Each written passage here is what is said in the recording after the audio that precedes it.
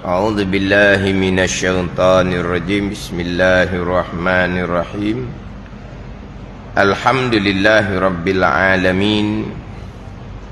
Wassalatu wassalamu ala sayyidil mursalin wa ala alihi wa sahbihi ajma'in. Rabbi syrah li sadri wa yassir li amri wahlul 'uqdatam min lisani yafqahu qawli. Subhanaka la ilma lana illa ma 'allamtana innaka antal alimul hakim. Wala haula wala quwwata illa billahil aliyyil azim. Kitab Faridatul Faraid, muka surat 15, baris yang keempat daripada atas. Muka surat 15, baris yang keempat daripada atas.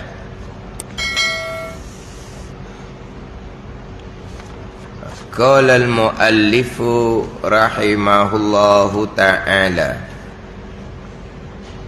wa nafa'ana bi'ulumihi amin.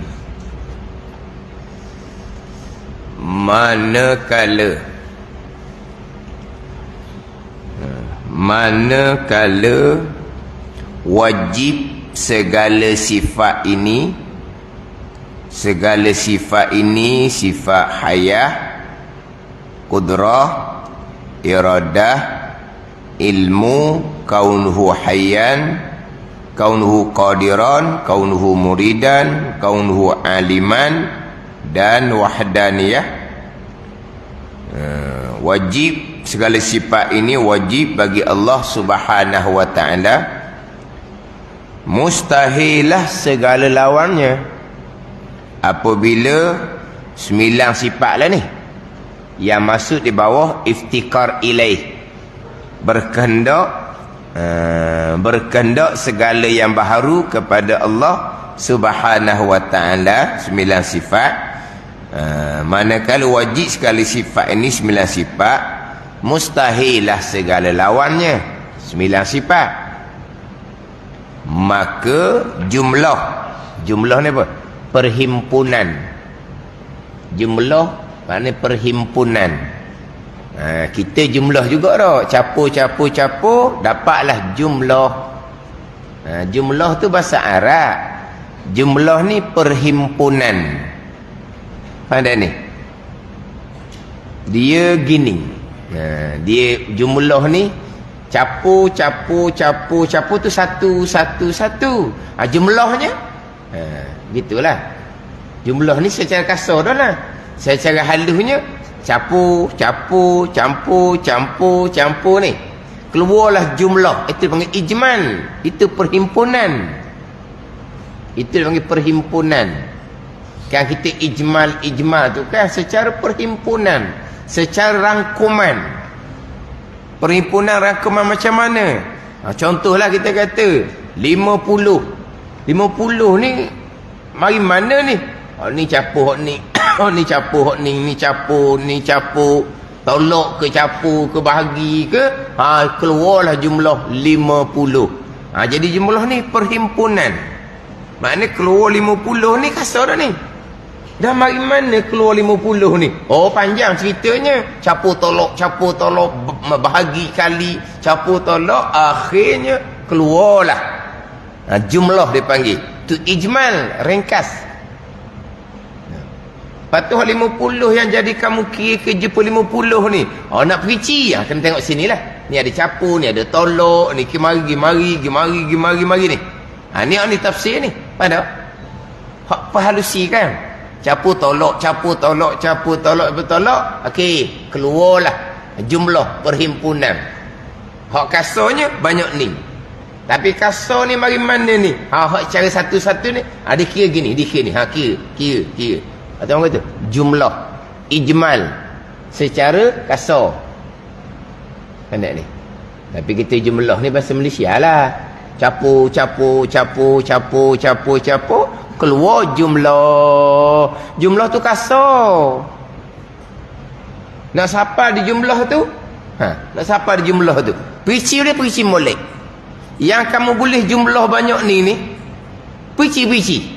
Salah takut jumlah yang kamu duduk letak ni. Dia pun perici. Tengok. Betul tak? Dengan jumlah dia? Betul. Mana apa? Hak perici satu-satu perici. Keluar jumlah. Perici dia panggil tafsil. Hak jumlah dia panggil ijma, kasar. Yang mana kadang-kadang kan, kita nak tambah, saya tambah ambil tahu.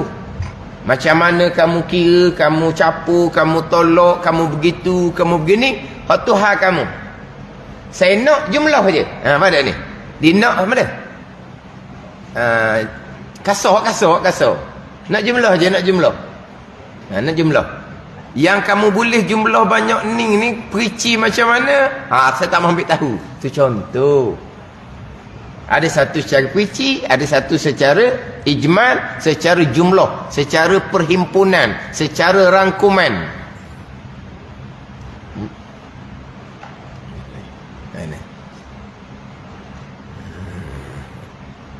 Tapi ni jumlah ni capu sungguh ni. Ni jumlah ni capu sungguh. Capu sifat yang maksud adalah istighna dan sifat yang maksud adalah iftikar ilaih. Keluar jumlah ni capu sungguhlah. Tapi kalau keluar jumlah capu ni sininya maka jumlah barang melazim akan diakan oleh iftikar itu, iftikar kepada Allah itu 18 akidah. 18 akidah ni kira mana? 9 yang wajib, 9 yang mustahil. 9 wajib 9 mustahil itulah hak secara perici. Jumlahnya 18. Jumlahnya 18. Jumlah tu ijmal lah. Tapi sini bukan ijmal ni, ni jumlah sungguh ni. Perhimpunan dia berapa? Jadi manakala wajib segala sifat ini, sifat yang 9. Ingat 9 ni. Mustahilah segala lawannya. Maka jumlah perhimpunan, barang yang melazim akan dia, sifat yang melazim akan dia, akan barang oleh iftikar itu, oleh berkehendak kepada Allah itu 18 akidah 9 capu 9. Kemudian iftikar itu tu kita kalau sebut iftikar, kita kena apa? Mulahazah. Minggu lepas sebut sila-sila tu tak faham orang kitanya. Saya tengok dia komen tu tak faham dalam FB. Allah main ngocap pun orang luar. Mulahazah apa? Kena mari di hati lah.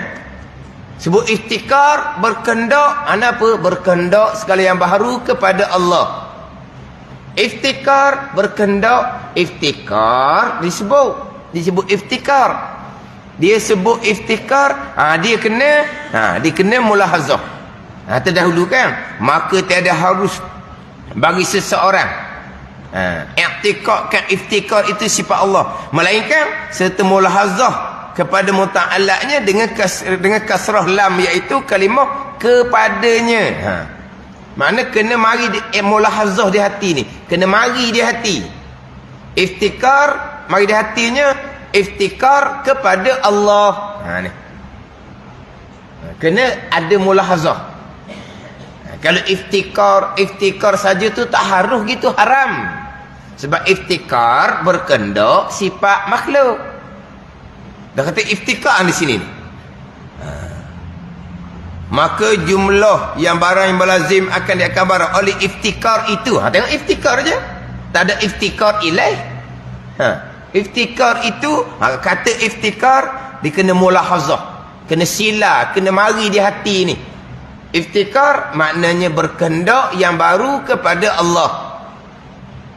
Dia kena gitu.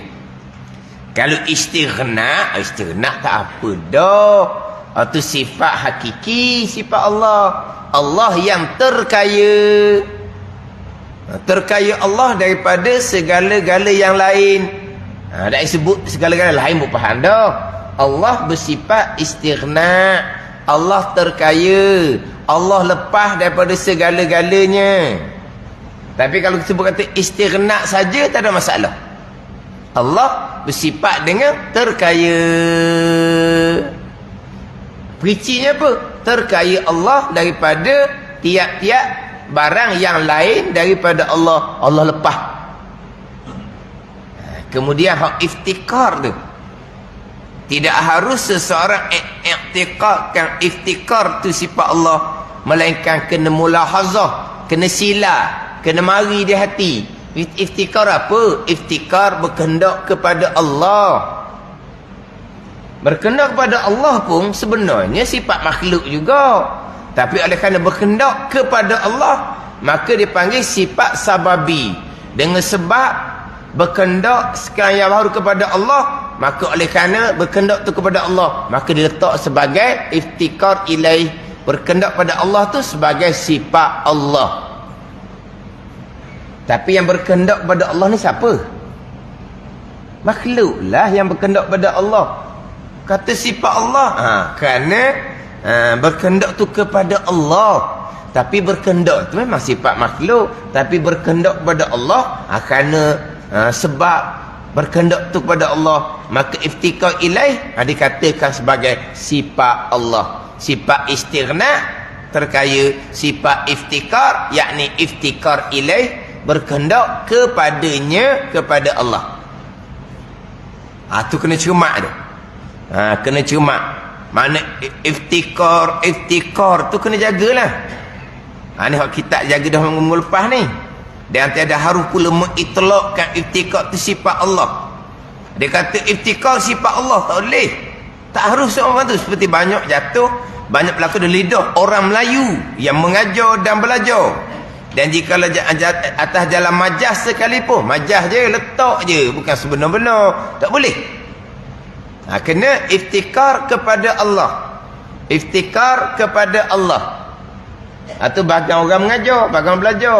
Kita beriktikar. Iftikar sifat Allah, kita kena mulahazah. Iftikar sifat Allah, mana iftikar kepada Allah. Itu sifat Allah subhanahu wa ta'ala.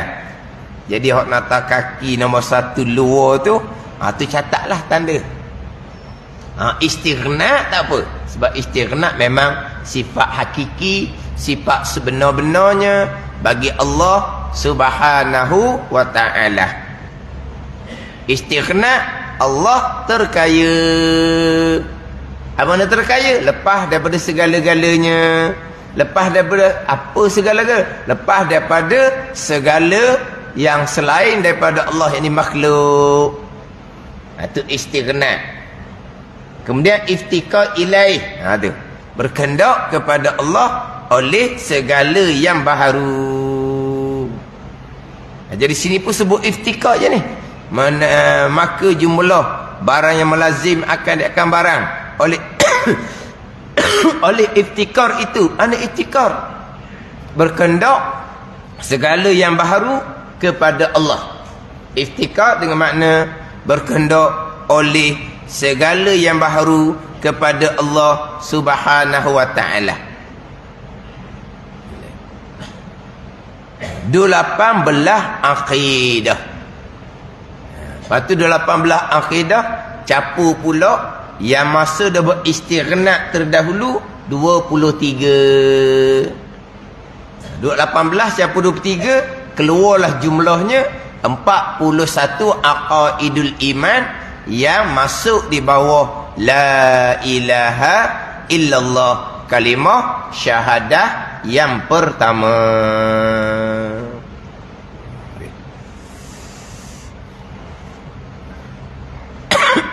Ni nak jelas lagi kitanya. Kalau kita duduk mengaji sifat wajib bagi Allah, sifat mustahil bagi Allah, sifat yang harus bagi Allah. Untuk mengenal Allah sebagai ilah yang disembah dengan sebenar, yang bersifat dengan istighna dan iftikar, terkaya dan berkehendak segala yang baharu kepada Allah Subhanahu wa taala. Itu ilah, sembahan yang sebenar. Kita nak mengenal Allah Subhanahu wa taala yang bersifat dengan istighna dan iftikar ilahi. Nak kenal Allah, ini permulaan agama. Nak kenal Allah sebagai ilah, sebagai sembahan yang sebenar. Cuma perici nak kejap lagi. Kalau kita sendiri pun hak 20 sifat, 11 masuk dalam istighna, 9 masuk dalam iftikar ilaih itu, kalau tanya betul benar kita mungkinlah. Macam sebut tu dahulu kan. Sebab dia selang-seli. Tak ada selang-seli. Wujud, qidam, baqa, mukhalafatul lil hawadith, qiyamu binafsih, istighna. Wahdaniyah, kudrah, iradah, ilmu, hayah, iftikar ilaih. Sama, basar, kalam, istighna. Kaunuhu qadiran, kaunuhu muridan, kaunuhu aliman, kaunuhu hayyan, iftikar. Kaunuhu sami'an, kaunuhu basiran, kaunuhu mutakaliman, istighna. Gimana kita kalau buat ujian? Selang-seli.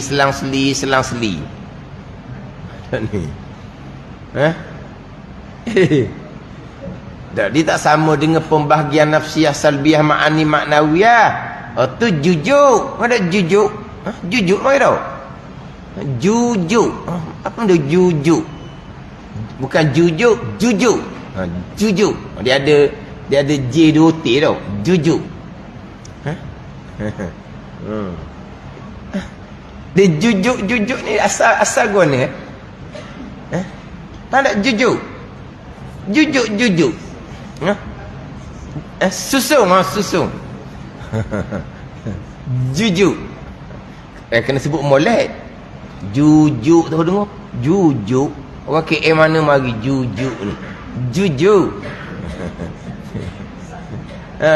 Bukan sadu J2T tau.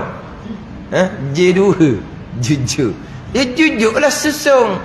Kudrah nafsiyah, qidam sampai wahdaniyah, salbiyah, kudrah sampai ke kalam, ma'ani, kaunu qadam sampai untuk kalimah, maknawiyah. Akan jujuk tu kan susung, senang.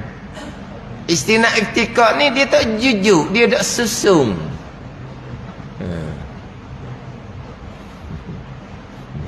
Tapi waktu tak pandai nak bagi, tak ada kata berdosa. Cuma yang pentingnya kita faham molek satu-satu pembicaraan sifat tu.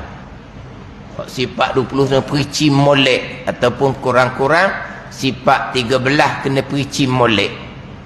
Kawan-kawannya sifat 13 tu kena perici molek. Wujud sampai ke kalam kena perici molek. Saya fokusnya wahdan mukhalafah pada perbuatan, wahdaniyah pada perbuatan, kudrah, iradah, ilmu. Kena dalami molek tu. Mukhalafah 3. Mukhalafah pada zat, sifat, perbuatan, terutama mukhalafah pada perbuatan. Wahdaniyah 3 juga. Wahdaniyah pada zat, sifat, perbuatan, terutama wahdaniyah pada perbuatan, kudrah, iradah, ilmu. Sama basar kalam, waktu tak ada hak berpegang terpesong, tak ada situ. Faham molek sama basar kalam, clear lah. Wujud, qidam, baqa, clear lah. Tak ada situnya. Yang berpegang Tuhan ni baharu ke, Tuhan ni binasa, tu kafir terus. Tu kena perici juga. Tapi waktunya tak ada hak timbul pegangan yang terpesong. Hak pergi pada masalah rukun iman yang ke-6 tu. Masalah rukun iman yang ke-6. Boleh tahunya biasanya saya pilih jemputan macam minggu lepas lah. Beri contoh soalan akidah. Hak bab rukun iman ke-6. Jadi orang apa ni? Hak jenis keluar ni atas kepala tu, hak tu keluar tu. Hak ni keluar pening kepala tu lah. Katung kan keluar apa? Kalau pening kepala keluar apa atas kepala tu? Tapi ada orang yang senyum mewek je. Ada ni? Ada orang senyum mewek. Pada senyum mewek. Hak tak mewek ke mana? Senyum sini ke apa? Kan dia ada senyum sini tau. Ha? Senyum mewek ni maknanya lebar tau. Oh, lebar lah senyum mewek tu. Senyum lebar sampai ke pipi lah. Ke mana? Ha? Senyum sampai ke pipi. Ha? Oh, senyum sangat. Mewek sampai ke pipi lah. Adalah bagi orang yang faham cerita senyum mewek. Tapi kalau suruh cerita belum tentu dia pandai cerita. Suruh jawab belum tentu dia pandai jawab. Tapi bila cerita jawab tu, gitulah. Tapi kalau suruh dia yang jawab, serendah, angkat tangan. Ni, Dan dia dalam bab ni, contoh soalan ni ada ABC. Dia panggil apa kalau ABC? Objektif. Kalau hak tak ada ABC, subjektif. Tak, kita ni sekurang-kurangnya soalan objektif tu boleh jawab. Sekurang-kurangnya. Soalan subjektif tu kena pandai dalam susun ayat. Sekurang-kurang kita soalan objektif tu. Mana kalau soalan akidah A, B, C. A ni salah ni. B ni pun salah ni. C ni betul. Sekurang-kurang kita kena gitu. Kurang-kurangnya. Kalau nak jawab subjektif tu kena susun, kena karang tu tu lagi kena mahir lah. Tu lagi kena mahir. Tapi sekurang-kurangnya kalau beri A, B, C, D, ni A ni sahih, salah B ni tak berangat salah, tapi salah lagi ni. Hak ni. Jawab sungguh ni, jangan jenis capok boradu ni. Siapa boradu A, B, C, D, bakal beri je. Tu dia jadi tu. Ada ni. Mana pun ni jawapan A, B, C, D tu, kita ada jawapan tu. Mana kita boleh jawab hak mana betul? Tu sekurang-kurang. Kalau soalan subjektif kita boleh karang, boleh huraf, tu nombor satu. Tapi sekurang-kurangnya A, B, C, D tu, A, B, C, D, satu je betul, tiga tu tak betul. Mana? Ni betul, ni betul.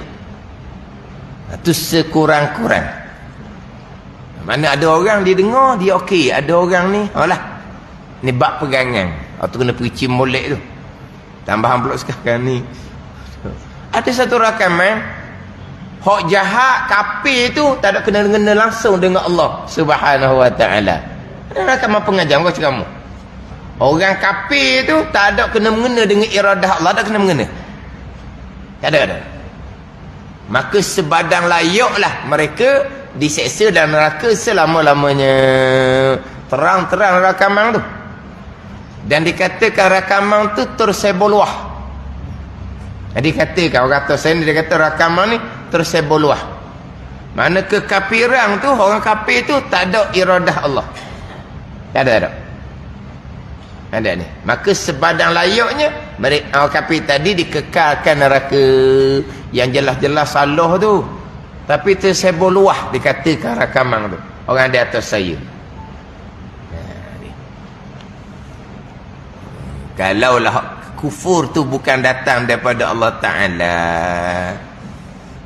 Lucu ni kita bicara iftikar ilahi ni lucu lah. Tak ada berkendak dah kepada Allah, hanya masing-masing sendiri. Allah hanya mengetahui saja. Iradah tak ada. Kudrat Allah tak ada. Wahdanah pada perbuatan tak ada. Ni kita bicara nak mengenal Allah sebagai ilah ni, sebagai sembahan yang sebenar. Jadi dengan pembahagian istinad dan iftikar ilahi ni lebih memantapkan kita. Pada ni.